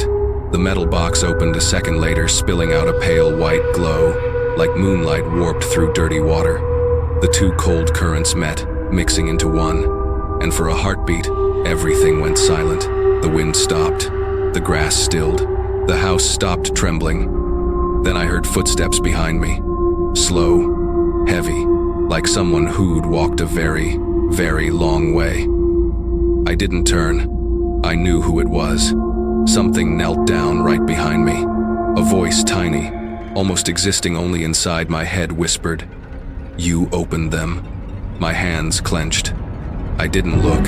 I couldn't look. The voice continued. I remember this feeling. My breath hitched, tears spilling without warning. How long have I been stuck? The voice sounded tired, fragile, almost human. Then it shifted, no longer the distant echo of a dead man, but the friend who used to sit on the rooftop drinking cheap beer with me. You remember what I told you that day? I nodded. I didn't trust my voice. Behind me, Dewey's voice softened, gentle as wind. I didn't want to be trapped, didn't want to live inside its voice anymore. My heart nearly burst. The wooden box vibrated, the metal one too. A cold current ran through my spine like an electric shock. Then the monster inside the house screamed louder than any time before, like it felt something slipping away from it. It shrieked like a predator losing its prey. Dewey spoke at my ear clearer than ever. Thank you for not forgetting me. I bit my lip until it bled, trying not to collapse. Inside the two boxes, the cold spiraled together, forming a sound like 1,000 whispers layered over each other, laughter, crying, chanting, calling. The thing inside the house roared. Give him back to me. The walls cracked. The roof rattled. The door strained against the lock. But Dew stayed calm. It's time. The air around me tightened like a heart squeezing one final beat. I felt the moment coming. His final words brushed my ear like a curtain stirring. That's enough. Instinct kicked in. I slammed both lids shut. Thud. The freezing air got sucked back in. Both boxes flashed violently. The black lock on the house door flared, white blinding, and then silence. Absolute silence. No wind, no insects, no roaring, no footsteps, no voice, no Dewey. Just me, kneeling on the cold dirt, clutching the two dead cold boxes. I don't know how long I stayed like that. Could have been a minute, could have been an hour. But when I finally lifted my head, the abandoned house was still. No more screaming, no shadow behind the windows, no breathing in the dark, just emptiness, like a wound that had finally been cut out. My phone buzzed. I lunged for it, stupidly hopeful. But it wasn't Dew. Not a blocked number, not anything supernatural. Just an auto message. The number you have dialed does not exist. My legs wobbled as I stood, still holding the boxes like they were sacred. Then under the headlights, a tiny voice, so faint it could have been the wind, whispered right behind me. Bye, man. I spun around. No one, only blades of grass bending, like someone had just walked past. I froze there, barely breathing, staring at that patch of empty air. A chill brushed my cheek, not the rotten, icy cold from earlier, but something softer, like the leftover breeze of someone who finally got to leave. For the first time in hours, nothing watched me. No dragging sound, no breath on my neck, no silhouettes in the windows, just quiet. I held the two boxes close, glanced at the house one last time. It was nothing but wood and rot now. No shaking, no creature beneath the floorboards, no shadow slithering along the walls, just dead silence. Dewey, you really gone now? Of course, there was no answer. I climbed into the car, set the boxes on the passenger seat. The headlights stayed on, and for the first time, my shadow looked normal again. Just a shadow. Not stretched, not broken, not crawling after me. When I started the engine, my hands were still shaking but lighter somehow. I drove away slowly. Every meter between me and that house felt like peeling away a layer of dread it'd been drowning under. But after a few minutes, the relief vanished. Not because of a shadow, not because of a voice, but because of the boxes. Both of them were warm. I glanced over. The wooden box and the metal one both vibrated faintly, like something inside them was breathing. I swallowed hard. I texted, Dew, are you still there? No reply. No typing bubbles. Nothing. I tried calling. Again, the system message. This number does not exist. I let the phone drop onto the seat, exhaling shakily. And then the screen lit up on its own. My phone screen lit up. No vibration. No notification sound. Just lit up. A single line of text sat there, with no sender. Don't open the box again. My throat tightened. I immediately looked at both boxes on the seat, the wooden one and the metal one. Both sat still. I hesitated, then reached out and touched the wooden box. Warm, just like it had been when I dug it out. I touched the metal box. Warmer, too warm. I whispered under my breath, not sending a message, barely making a sound. Silence.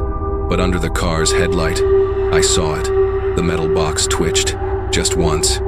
I got home around 4 a.m. Street lamps blurred in that sick yellow glow. The hallway of my building was dead quiet.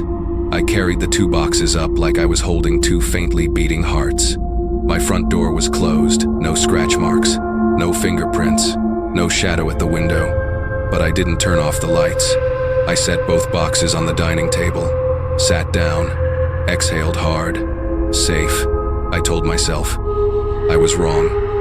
Very wrong. 10 minutes later, the ceiling light flickered only once, but enough to make me jerk upright. I checked the boxes. The metal box, its lid was cracked open just a sliver. Even though I know I locked it, I lunged forward, snapped it shut, slammed the latch. It stayed shut. I started to back away when my phone buzzed. "Don't let the lights go out." I froze. This message actually had a sender tag. Not unknown, not Dewey, just unidentified. I typed fast.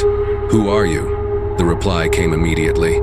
The part that was released, a little bit of it, still remains. My stomach dropped. My legs almost buckled. A bit of what still remains? In the box? Out of the box? Or in the damn room with me? My fingers shook as I typed. What do I do? The next message came slow, letter by letter, like something was choking the signal. "Leave the lights on. Don't sleep. If you hear my voice, don't open your eyes." I couldn't breathe. My hand trembled so badly the phone almost slipped. Then the last message came, the text fading in like it was being dragged across the screen. IT. Very close. The screen went dark. I swallowed hard and turned painfully slow. In the brightly lit room, by the window, my shadow stretched across the wall. But beside it, another shadow. A shadow with no body to cast it. A shadow that was crawling toward mine, inch by inch. The second shadow crept up beside mine, moving impossibly slow. Slow enough that anyone else would think it was nothing but a lighting glitch. But I knew. I could feel it inching closer, like something crawling up behind me without a physical body. I pressed my back to the wall, gripping both boxes so tightly my knuckles burned. My shadow stayed still. The other one? It tilted its head. 30 degrees. Then 45. The neck stretched like rubber, bending at angles no human spine ever could. I swallowed so hard it hurt. If it heard that, if it mimicked my voice again, I didn't let myself finish the thought. My phone buzzed. Not strong, more like the dying vibration of a phone on 1% battery. I glanced down. Unidentified again. Don't move. It only sees shadows. Don't let your shadow get longer. My chest tightened. The room lights were still on, but dimmer, flickering like old bulbs ready to die.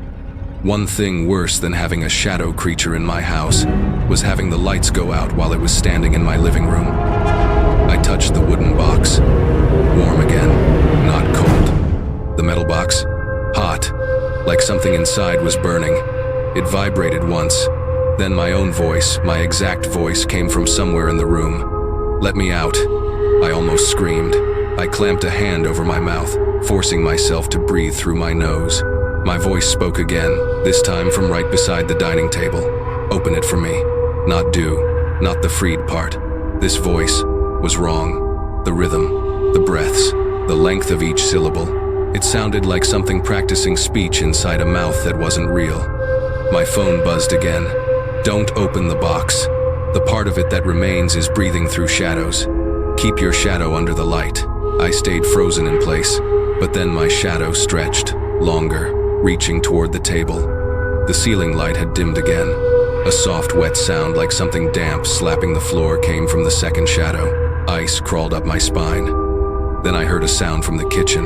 Slow, dragging, wet. I turned automatically and regretted it instantly. No one was in the kitchen. but the shadow of someone was walking around the table. Tall, neck bent, arms long enough to brush the floor. The flickering light made its form twist, shrink, stretch like a shape being pulled underwater. I typed frantically, "What do I do?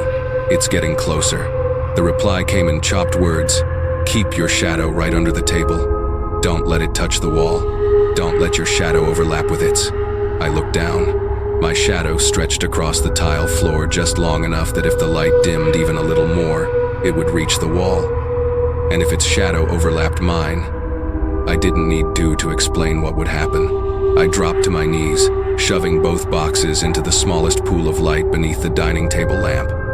I pressed myself tight against the table leg to shrink my shadow as much as possible. The second shadow froze for a few seconds like it was sniffing the air, trying to locate me. Then it lowered itself, lower, so low its neck ran almost parallel to the floor. I didn't move, not a breath. The lights flickered hard. My shadow stretched another 8 inches. Panic shot through me. I backed deeper under the table lamp, gripping the table edge so tightly my fingers went numb. The creature's shadow immediately crawled after mine. Not walking, crawling, spider-like, sideways, across the floor and up the wall. I cried silently, nothing came out but air. And then, my phone buzzed. Turn on every light in the house. Now. I didn't think. I launched out from under the table, sprinted to the nearest wall switch, and slammed my palm against it. Bedroom on, bathroom on, balcony on, kitchen on. My entire apartment lit up like a hospital corridor. The creature's shadow shrieked without sound, its shape collapsing in on itself as every bulb burned hotter. It shriveled into the corner, twisting like a root torn from the ground. I hit the table lamp switch too, bright. The shadow let out a grinding metallic howl. GHRK, RRK. Its form buckled, warping like tar melting in the sun. Before it disintegrated completely, it shot out one impossibly long arm sweeping across the floor as if trying to hook my shadow. Its fingertips stopped less than an inch from mine. I almost passed out. The lights flickered again just once. I screamed silently in my head. "Don't go out. Don't go out. Don't." Then blinding brightness, and the shadow creature evaporated into ash-like wisps, leaving only a faint smear blackening the wall, slowly fading. My legs gave out beneath me. Then the phone buzzed again, from unidentified. Good. It's weaker now, but not gone. I choked out loud. What else? 5 seconds before the reply appeared felt like 5 full minutes. In one of the 2 boxes, there is something that isn't mine. My heart stopped. I turned toward the dining table, the wooden box still, the metal box twitching. Another message. It's pretending to be me. Don't listen. Don't open it. Don't let it speak. Right then, inside the metal box, something tapped. Once, twice, 3 times. Then my own voice whispered from inside. "Hey, open it. Let me out." My knees buckled. I backed away fast. The tapping went on. Talk, talk, talk. My voice, or the thing trying to be my voice, murmured, "You know me. It never hurt you." The phone buzzed again. "You have 3 options. 1. Keep the box until morning. 2. Take it back to the graveyard. 3. Or..." I waited, pulse hammering in my throat. I needed to know. 3. Open it, and let it follow you. A chill stabbed up my spine. The metal box shuddered. A thin crack split along its edge. Then my voice, sweet, clear, too clear, drifted through the gap. "Go on. Your choice." The metal box sat there like a small animal trying to break out of its shell. The crack widened another inch, bleeding cold air that curled into the room like someone breathing inches from my face. I backed up slowly. So slowly my body felt detached, like I wasn't inside it at all. My spine hit the wall. My heart rattled against my ribs. Inside the box. Talk, talk, talk. Just like a knock at the door. Then that warped version of my voice spoke again. "You wouldn't leave me alone, right?" I shook my head violently even though it couldn't see me. The phone lit up again. "Choose. Don't let it reach 7 knocks. My breath caught. 7? Why 7? Why that number? I typed with shaking fingers. How do I keep it until morning? The answer came instantly. Light. Keep it in the light. If the light goes out, it's free. Right then, the overhead light flickered. Just once, but enough to make my whole body go cold. The metal box tapped again. 4th knock. Talk. The voice inside sang, almost gleeful. Almost. Out. I pressed back harder against the wall, forcing myself to breathe slowly. The wooden box stayed still, lifeless, cold, done with its purpose. But the metal one held the part of the creature that hadn't died, hadn't been burned away, hadn't stopped mimicking breath and voice. My phone buzzed again. Or, take it back to the graveyard, but don't let it out on the way. I nearly screamed the reply. Go to the graveyard right now. That's suicide. The reply came in instantly. Yes, it's suicide, but holding it until morning is the same. It won't wait patiently. I stepped toward the table, shaking. The metal box knocked for the 5th time. Thud. I stumbled back because inside, something was laughing. A tiny laugh. Not human. Like a corrupted audio file glitching over itself. He. My skin bristled with goosebumps. I typed, "What about a third option?" 3 dots appeared. Then a long text slid out, letter by letter, like someone was holding the sender's hand back. If you open the lid, it will come out and follow you. Not as a shadow anymore, as a person. My whole body went numb. The metal box tapped for the 6th time. Thud. I started crying silent. Ugly sobs I couldn't stop.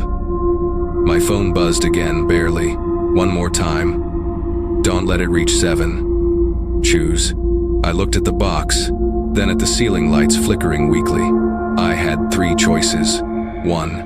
Keep the box until morning. But the metal was shaking harder every minute. If the lights went out, even for a second, it would escape. 2. Take the box to the cemetery right now. The cemetery was 6 kilometers away, going outside at almost 5 a.m. With this thing seconds from breaking out, just imagining it made my knees buckle. 3. Open the box, let it follow me. Allow something that isn't human to stand in this room in a real body, and have no idea what it would do. I choked on a sob. The light flickered again. The metal box rattled like it was preparing for the 7th knock.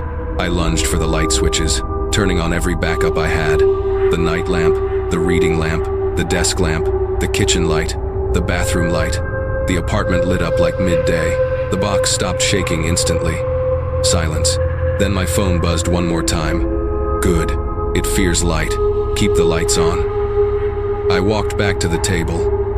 The brightness kept its shadow form from crawling out, but I knew it was still waiting. I wiped my face, closed my eyes, and typed, "If I take it to the cemetery, will you protect me?" The reply came after a few seconds short, simple. Yes. My throat tightened. I knew it wasn't Dewey, but it was the freed part, the last piece of my friend's soul that had been trying to help me from the very beginning. The lights blinked again. The box cracked a new split, ripped across the metal. No more time. I grabbed the box, burning hot, like holding a coal, and ran for the door. Each step I took, it shook harder, like it was seconds from bursting open. Out in the hallway, I hit the auxiliary lights. The metal hissed like something inside was scorching. I rushed into the elevator. The G button lit up. The doors began to close, but right before they shut, I saw it through the narrowing gap. A shadow standing in my apartment, head tilted, staring out at me. Not my shadow, not a person's. And it was smiling. The doors sealed shut. I gasped like I was drowning. The box in my hands. Thud. 7th. There was no apartment light to hold it back now. The elevator walls trembled. The ceiling light flickered. I screamed in my head, "Don't go out! Don't go out!" But the elevator light flickered in one long, dying blink. The metal box cracked violently like claws ripping from the inside, and then my own voice whispered, "Open it." right behind my neck. Not from the box, not from the phone. It was speaking from on top of the elevator. I froze. My phone vibrated so hard it nearly slipped from my hand. A new message. Don't look up. Don't let its shadow touch your head. The elevator is almost at the lobby. Just stay alive until then. The elevator shook again. Something was crawling along the roof. I held my breath, crushing the hot metal box to my chest, pressing my back to the freezing steel wall. And from the ceiling, a voice slid down, stretched thin like a dripping rope. I see you. The roof thudded slow, rhythmic, as if something was crawling with both hands and feet. The metallic click, click, click traveled straight down into my skull like needles. I didn't move, didn't look up, barely breathed. The box in my arms was scorching, almost burning through my skin. But if I let go, I knew it would burst free like an animal breaking out of a cage. The elevator light dimmed to a sick yellow. The walls groaned, as if bending under a heavy weight. Then, a long hand slipped down through the narrow gap in the ceiling panel. Bent fingers, thin, stretched twice the length of a real human bone. They hooked onto the side of the elevator and yanked hard. The whole cabin jolted. I crushed the box tighter, spine pressed to the icy metal. My phone buzzed gentle, barely there. I checked it quickly. A message from unknown, almost at the lobby. Don't move. Don't look up. It's watching to see if you react. Immediately, from above, a long breath poured down cold, endless, inhuman, like smoke trickling inch by inch. Why won't you look at me? My voice, but warped, dragged, like a tape recorder losing its speed. I clenched my teeth, eyes wide open but never upward. Don't answer. Don't react. Don't breathe too hard. The light flickered again. Each time it dimmed, my shadow stretched across the floor like a sheet being pulled. And that shadow was only a few inches from the creature's long fingers. If the light went out, my shadow would stretch just a bit more, just enough to touch. I swallowed, throat burning. The metal box rattled violently. Thud, thud. The me on the ceiling giggled softly. Hear that? It likes you. My stomach twisted. My phone buzzed again. It knows you're almost out. It can follow you into the lobby light. Keep the light on. Don't let it go dark. Right then, the elevator slammed, like someone jumped on top of it. I hit the wall, almost dropping the box. From the ceiling gap, a face slipped into view. No eyes, no nose. Just a mouth stretched across its skull, ripped to the ears. Its skin wasn't human. Wrinkled, wet, glossy like the membrane at the bottom of a well. The mouth opened. No teeth, just torn edges. It spoke, using my voice. Look at me. I bit my lips so hard I tasted blood, anything to keep from looking up. The metallic tang dripped into my mouth. The box burned in my hands. The elevator shook again. The lights flickered nonstop, and when the light dipped to its weakest, my shadow stretched across the floor and touched the shadow of its fingers. A blast of cold shot through me, like my body had been plunged into ice water. The thing on the ceiling dropped lower in an instant. I see you. I nearly passed out from terror. The elevator chimed the doors about to open. My eyes shot wide. If those doors opened and I stayed inside, that thing could slip into the building's hallway, and then what? I didn't dare imagine. A message popped up urgent. When the doors open, run. But don't drop the box. Keep the lid closed. It will follow you in another form. The doors creaked open a sliver. White lobby light spilled in. The thing on the ceiling convulsed, its skin sizzled in the brightness like acid eating through it. It screeched, "Don't go out." The doors slid fully open, and I bolted. The lobby hallway was blinding, cold white lights stabbing my eyes. I nearly collapsed on the tile floor, but I kept clutching the metal box against my chest. Behind me, inside the elevator, the creature couldn't step into the light. All it could do was stick its head out, jaw stretched wide, and scream in my own voice. Come back.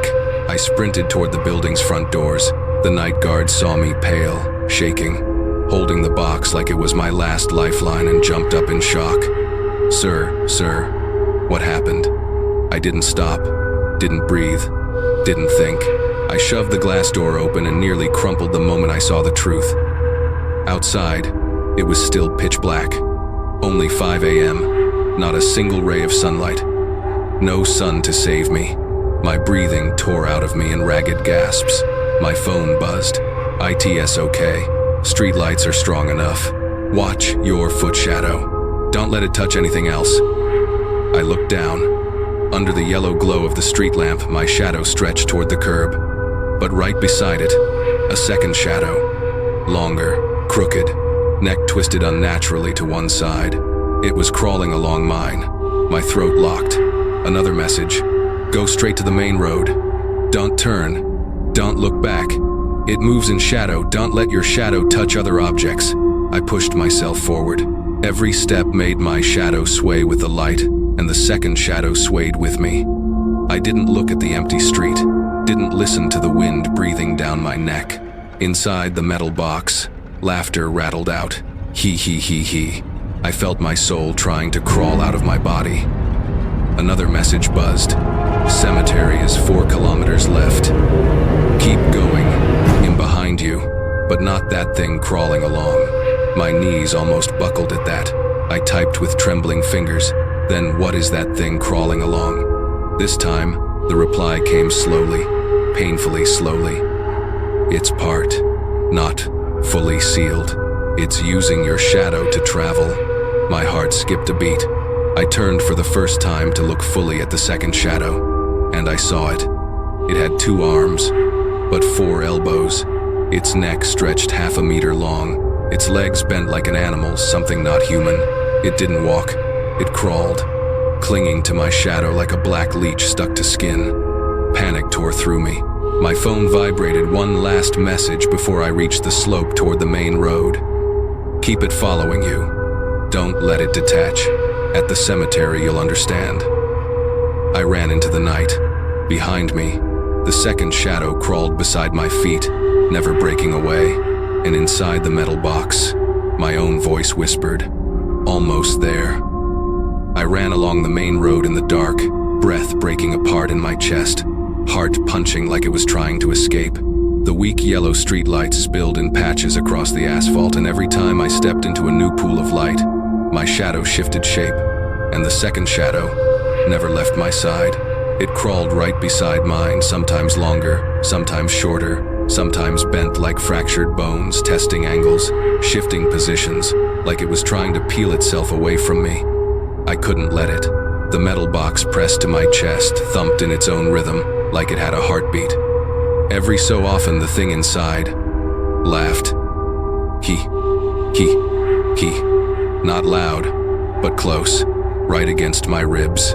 "Running," I whispered inside my own skull. "Don't talk. Don't answer it. Don't let it hear your voice again." My phone buzzed and I nearly jumped out of my skin. A message from unknown. "Slow down. Don't run too fast. If it's shadow tears, it will break free outside the light." I stopped short, legs buckling under me. My vision swam in the flickering glow. I looked down. My shadow stretched forward while the second shadow was lifting its head. When its shadow lifted its head, that meant the real thing behind me was lifting its head too. I didn't look back. I couldn't, ever. But I heard it a wet, cracking sound, like someone stretching a spine far too long, right behind me. Terror nearly knocked me unconscious. I typed, "Why won't it let go of my shadow?" The reply came instantly. "Because you're the last thing it saw before it was sealed. It remembers your shape. It wants to wear your shadow like clothes." A cold bolt ran straight down my spine. The box in my hands grew hotter, and from the cracked seam, a voice exactly like mine whispered, "Let it follow. We don't leave each other behind." I nearly hurled the box into the street but stopped myself. If I dropped it, it would escape. I typed through ragged breaths, "What do I do when I reach the cemetery?" The next message was long, rushed. "At the gate it can't enter. That land belongs to the dead. It hasn't died, so it's blocked. Then open the box. Let the sealed part return to its shadow." I reread it over and over, biting my lip until I tasted blood. The metal box squirmed in my arms like something alive. and the second shadow started moving faster, no longer crawling, but walking on two legs, though its legs bent backward like an animal's. When the shadow stood upright, I heard crack, crack, crack behind me, bones stretching, adjusting, learning. It was learning how to stand like a person. I almost collapsed. My phone buzzed. Hurry. It's about to stand fully. If it stands straight, it will break from your shadow and be free. I looked down. The second shadow was now upright. A long neck, a twisted shoulder, backward bending legs, but standing, not crawling anymore. The box trembled sharply in my hands, making a lock sound, like something inside was spinning. Then my own voice murmured softly, "Don't be scared. I can stand now." I sprinted full force down the slope toward the town cemetery. The wind slapped my face, ice cold and furious. My lungs burned. My heartbeat was pure panic. The cemetery gate appeared ahead, two old stone pillars, a crooked sign, dead branches hiding half the words. I ran faster, but just as I neared the gate, the second shadow jerked violently, like an invisible rope yanked it backward. It couldn't enter. It didn't belong to the land of the dead. I looked at the ground inside the gate. My shadow stretched neatly into the cemetery, but the second shadow stopped dead at the threshold. Its neck twitched, its shoulders spasmed, like it was being crushed by an invisible wall. From behind me, from the pitch-black night outside the cemetery, a voice identical to mine screamed, writhing, "Let me in, let me in." It couldn't cross the gate. My hands shook so hard I almost dropped the box. The phone exploded with vibrations. "Now, open the box, but turn your back on it. Don't look." I grabbed the box with both hands, spun around, turning my back to the thing thrashing outside the gate. I opened the lid. Whoosh! A blast of cold shot upward, like it just opened a real grave. A scream burst out, not a monster's scream, but something ancient, trapped for too long, racing straight toward the second shadow. I heard tearing, ripping a long, guttural drag, like someone peeling a shadow off the earth itself. The sound was angry, starving, agonized, then a dull thump, like something being shoved back into the shape it always belonged to. I turned. The second shadow wasn't standing anymore. It lay flat on the ground, thin as a pressed sheet of plastic, and slowly, it faded into the concrete at the cemetery gate, disappearing completely. My knees gave out and I crashed to the ground, gasping so hard I thought I'd vomit. The metal box felt lighter, its lid shut by itself. My phone buzzed. The rest of it has returned to where it belongs. Now there's only one last thing. I typed, hands shaking. "What's the last thing?" The reply came, "Bury the box, right in front of the gate. But when you bury it, don't listen to any voice." I looked around the silent cemetery. No wind, no insects, no movement, just dead soil, rotting grass, and a distant street lamp. I dug with my bare hands. Cold, damp earth scraped my skin raw. The box felt like solid lead, and when I lowered it into the hole, I heard my voice inside the box, the last line of this part. "If you bury me, I'll follow you home." The streetlight behind me flickered once. I pushed the dirt back in hands, trembling violently. Under the thin layer of soil, the box knocked. Thud, thud, thud. It was like it knew it was about to be trapped forever. I mustered every last bit of courage, scooped up the final handful of dirt, and covered the lid of the box. The moment the soil sealed it, the knocking stopped. Silence. But as soon as I stood up and stepped back from that little mound of earth, the wind swept through the cemetery. And in that wind, a voice, impossibly soft, not coming from any mouth, whispered right into my left ear. "Now it's your turn." The wind threaded through my ear so cold it felt like fingers brushing my earlobe, sliding across it, stretching into a whisper. "Now it's your turn." I jerked violently, spinning around. No one, no shadow, no breath, no footsteps. Just old tombstones leaning in the dim glow of the street lamp, tilted like sleepy silhouettes. Grass swayed. Everything looked normal, but that voice, that wasn't the wind. I hugged my arms to myself, trying to steady my breathing. Just an echo, just leftover fear. That's all. I stepped back from the fresh mound of dirt. The thin layer hadn't even settled, the wind had blown tiny ripples across it. I crouched and smoothed the earth with my hand one last time. A simple motion, but I didn't feel the dirt. I yanked my hand away instantly. Cold. Too cold. Not the cold of soil. The cold of someone's hand holding mine through the earth. My eyelids twitched uncontrollably. My phone vibrated in my pocket, soft, faint, like a weak pulse from far away. I pulled it out. A message from unknown. Don't stand on that mound. Step out of its shadow. I looked down at my feet. My shadow stretched over the little grave, and right where my shadow touched the dirt, there was a second shadow, thin, faint, pressed against the ground, like a shadow of someone lying beneath the soil, arms outstretched, reaching up toward mine. A silent scream ripped through my skull as I stumbled backward, nearly falling. The second shadow vanished the moment my own shadow left the mound. I stood almost 2 meters away, heart pounding like a hammer. Another message. It wants to grab your shadow. That's its only way out. You just avoided it. My fingers shook as I typed. I thought it sealed. The reply came almost instantly. The shadow part is sealed, but the voice part still wanders. My blood froze. The voice. The thing that mimicked me. The thing that used my friend's voice. The thing knocking from inside the box. The thing giggling whenever the lights flickered. I typed, terrified. Where is the voice part? This time the reply lagged, distorted like interference. Close. In the shadows. Right behind you. My body locked up. I didn't dare turn. Then a tiny, crystal clear whisper drifted across the back of my neck. You buried my body, but my voice is still here. I didn't turn.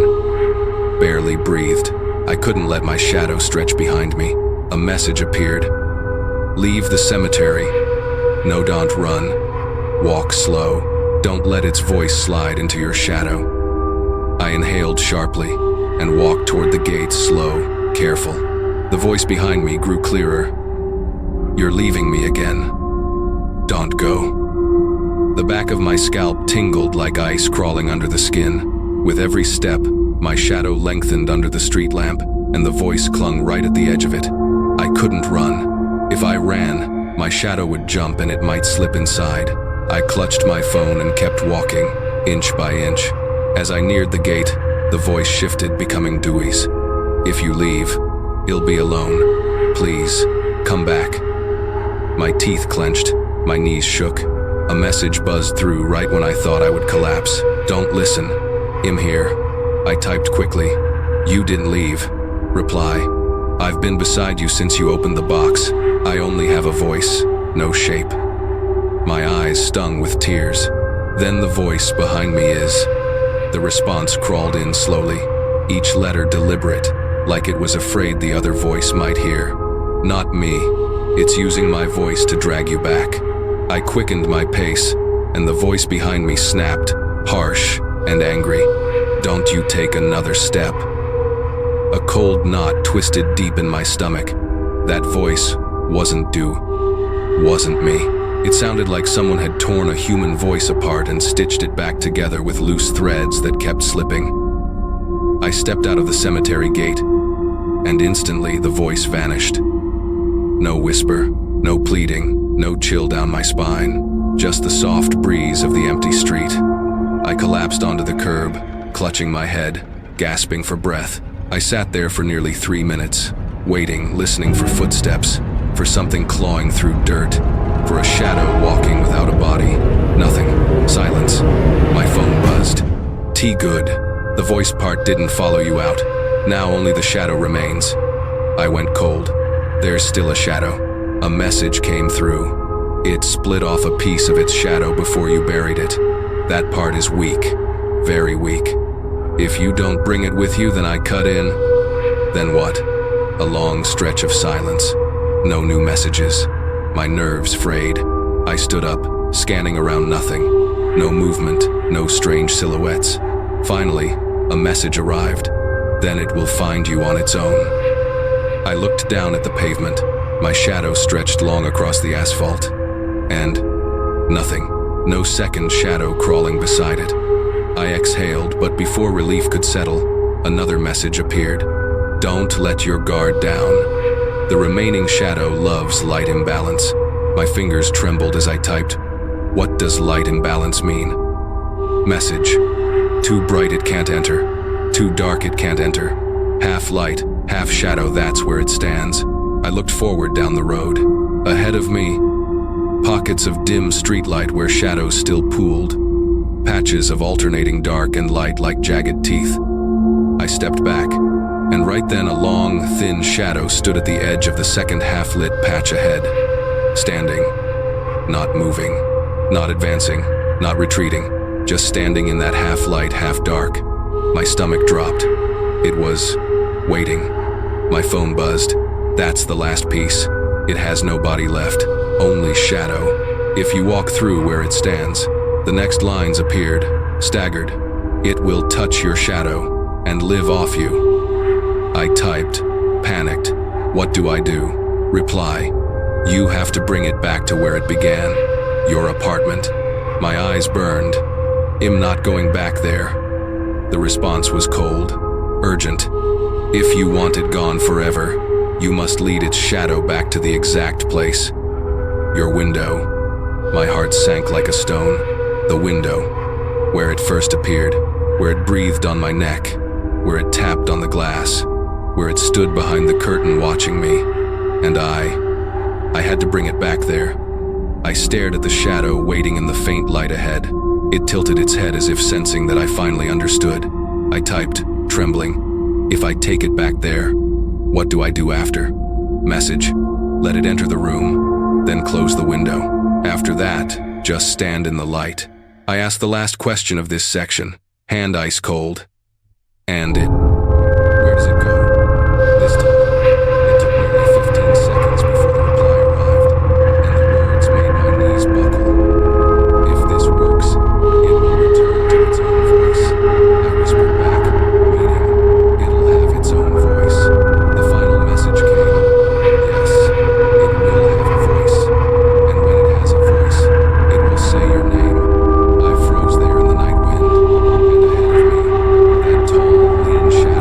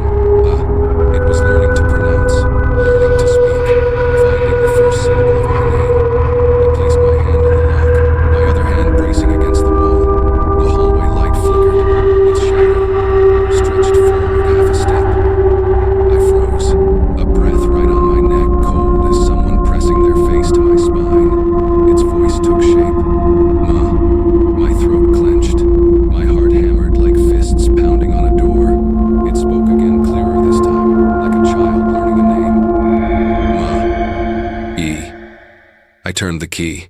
The lock clicked. The door opened into a wide band of light, and the instant it did, its voice whispered the last sound. Long. Not my voice. Not Dewey's. Its voice. I opened the door just as its shadow lunged, but not at me. It shot past me, a streak of black wind brushing my ear, sliding into the dim interior of my apartment. Inside, the window curtain jumped once, as if struck from outside. The lights flared white, then everything fell still. No footsteps, no breathing, no knocking. I stood in the doorway, paralyzed. My phone buzzed again one final time. Message from unknown. That's where it belongs. It won't follow you anymore. Don't turn the lights off tonight. Hands shaking, I typed, "What about you?" The reply arrived like a whisper carried from a long distance. "I'm gone. For real this time. Thank you for keeping your promise." My lips split as I bit down. "Do," I whispered. "Goodbye. No more messages, no more whispers, no more shadows behind me. Just me in my apartment, bright, silent, as if nothing had ever happened." I closed the door, locked it tight. That night I kept every light on, sat with my back to the wall, staring at the window curtain. Didn't sleep, didn't blink, because sometime deep in the night, the curtain moved just the faintest shift, not from wind, as if someone was passing behind it one last time on their way back to their own shadow. I didn't move toward it. I only whispered, "Rest now," and the room settled. So quiet I could hear my own heartbeat. And I knew even if its voice was gone, even if its shadow had returned, even if everything was over, some promises, once kept, never return. And some promises, once buried, stay buried, if you let them sleep. I looked at the window. The curtain was still. For the first time in months, it wasn't watching me, but I whispered anyway, soft as breath. "Goodbye." The room didn't answer. No sway, no tremor, no breath, just bright and clean and still, like a silent thank you, never spoken aloud.